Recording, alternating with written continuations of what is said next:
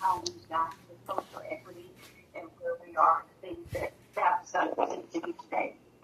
So in 2012, as we all know, 502 passed. And in 2013, the LCB began accepting applications for 335 slots that was open. During that time, 25 applicants applied for 335 slots that was open. In 2015, Senate Bill 5052 added an additional 260 slots.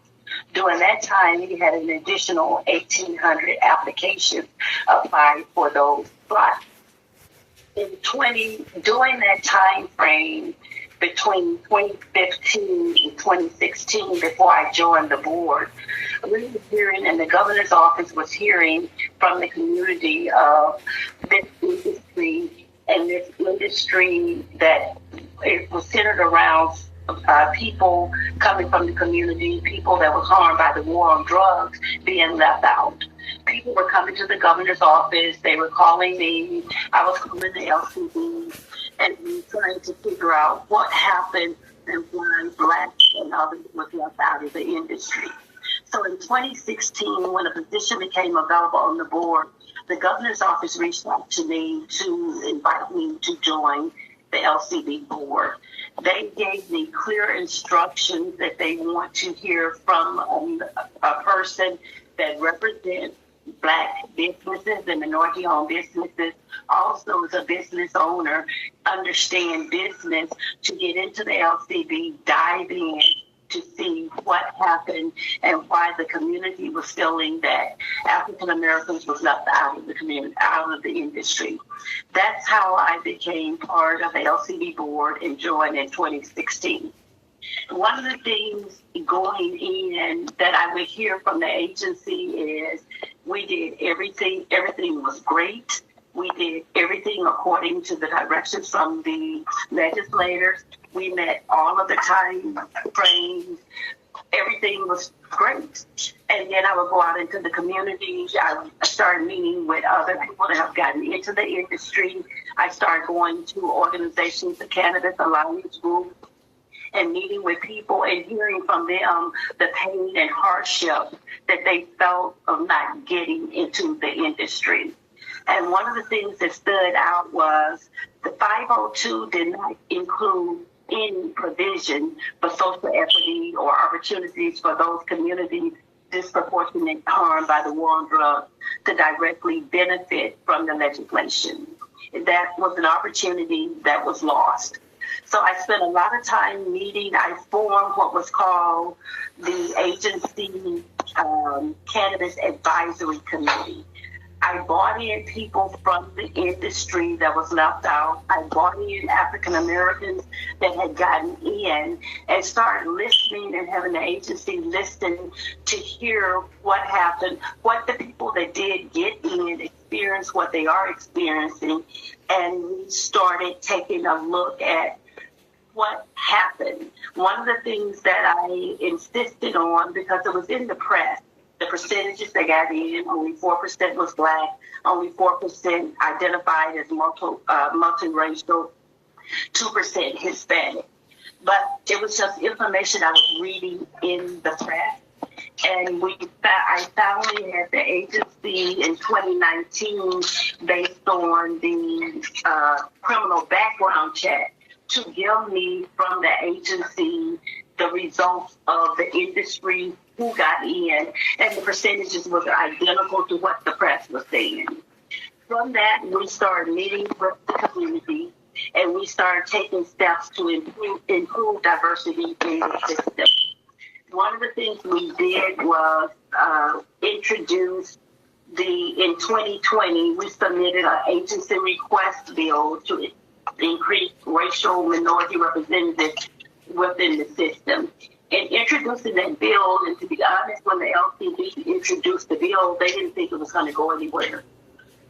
Little did they know, I met a lady named Paula Sadinas, who has started getting involved in hearing about what was happening and what we need to do. So from the bill that we introduced and the bill that ended up, it went through quite a bit of community input in reaching out to people, seeing what that bill should look like. So we introduced the House Bill 2870 that created a cannabis social equity program here in Washington State that authorized the LCB to issue a retail license that was previous forfeited that we had back and license that was never issued. At that time, we also we didn't stop with just that. The agency did 3 community outreach meetings across the state. Those meetings were facilitated by Dr. Collins to listen because we wanted the agency to hear what I was hearing from the community, to hear firsthand the harm, the pain, the things that people went through, the investments that they made in order to be left out. The agency got to hear all of those things that I was hearing in the community firsthand. And from that, and realizing and seeing that even though they followed the directions of the legislators, did everything according to what was given to them, that there were things that could have been done different, and that there were things that were overlooked that could have been incorporated. But as I stated in the beginning, we were the first state to legalize recreational cannabis, and things were overlooked. So despite making available 45 licenses that the LCB had held in reserve, we knew that more needed to be done. That bill also, in 2023, we introduced Senate Bill 5050. But part of what we did internal was created a task force team internal. We started looking at things that we could have done and that we could do without legislation and started working on improving all of those things. In 2023, when Senate Bill 1580 that was sponsored by Senator Savonia, that expanded the scale of the current social equity program, and it improved many aspects of the process. We heard from people who went through the first round, and we will talk about many of these improvements today in our presentation. But we look at the community to build and to see what is it that we can do different. We know that there was a lot of barriers for those seeking licensing under 2870, and the youth who will apply in the next round. We did quite a bit of outreach, working with the community to come up with what we're going to talk about. The staff is going to present to you later. We know that the barriers remain for those seeking license under House Bill 2870, and also for those that will apply in the next round. We're going to talk about that here today. That's why we would like to show you in the presentation, and we are happy to be joined by Office of Equity and Department of Commerce to go over what happened in the first round, what we're intending to do and work on, and to continue to improve the process. So with that, I am going to hand it over to our Licensing Division Director, Becky Smith. Good morning, Megan. Thank you, Chairman. Becky Smith. Becky is the lady you know, Sky. Yes, I need just her talk. I already have some mistake on them. Just let me listen to Becky Smith, please. Twin, I'm a lawyer. Trust me. I'm sure that there'll be things. I help you on something. I'm not a real old lawyer, but I love law. But I get something on that. Let me just listen to one thing. Yeah. Let me just start with most important where we are.